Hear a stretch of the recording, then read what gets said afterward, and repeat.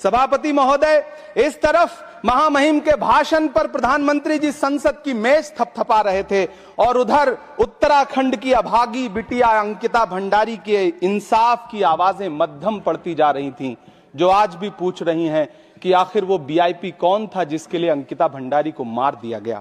सभापति महोदय, इधर महामहिम सामाजिक न्याय की बात कर रही थीं और उधर उत्तराखंड के कोटद्वार में नफरती लोगों के खिलाफ एक बुजुर्ग को बचाने के लिए खड़ा हुआ दीपक, जो मोहब्बतों की रोशनी लेके खड़ा हुआ था, उसके खिलाफ कोटद्वार की पुलिस गंभीर धाराओं में एफआईआर दर्ज कर रही थी और वो भी उस दिन हो रहा था जब उत्तराखंड के मुख्यमंत्री कोटद्वार में मौजूद थे। ये नया भारत है जहां दंगाइयों के खिलाफ एफआईआर नहीं होते बल्कि अमन और मोहब्बत की बात करने वालों के खिलाफ एफआईआर दर्ज होता है। यह नया भारत है जहां असम का चीफ मिनिस्टर खुलेआम संवैधानिक प्रोटोकॉल तोड़कर कहता है कि मुसलमानों को इतना टॉर्चर करो कि वो राज्य छोड़ने पर मजबूर हो जाएं। वो कहता है कि अगर कोई मियां रिक्शा वाला 5 रुपए मांगो तो उसे 4 रुपए दो ताकि वो परेशान हो सके। यह नया भारत है जहां बरेली में खाली घर में नमाज पढ़ने पर पुलिस मुकदमा दर्ज करती है।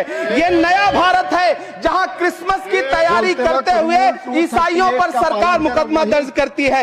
यह नया भारत है जहां जम्मू कश्मीर में नीट का एग्जाम क्वालिफाई करने वाले 50 बच्चों में अगर 42 मुसलमान होते हैं तो फिर मेडिकल कॉलेज की मान्यता ही रद्द होती है और जश्न मनाया जाता है। महामहिम राष्ट्रपति का भाषण में सुन रहा था। सर, यह नया भारत है जहां मध्य प्रदेश के बैतूल में बच्चों के स्कूल बनवा रहे मोहम्मद नईम का घर स्कूल इसलिए तुड़वा दिया जाता है क्योंकि वो स्कूल बनवा रहे थे। ये नया भारत है जहां कोर्ट का स्टे होने के बावजूद बनारस की दाल मंडी में सैकड़ों दुकानें तोड़ी जा रही हैं क्योंकि रास्ता चौड़ा करना है। सभापति महोदय, मैं आपसे कहना चाहता हूं कि जो पीढ़ी अपने बुजुर्गों को गाली देती है उसके साथ प्रकृति इंसाफ करती है। आज इंदिरा जी और नेहरू को गाली देते हैं, नेहरू को छोटा नहीं कर पाएंगे। नेहरू का नाम आइंस्टीन के साथ लिया जाता था और आपका नाम एप्स्टीन के साथ लिया जाता है।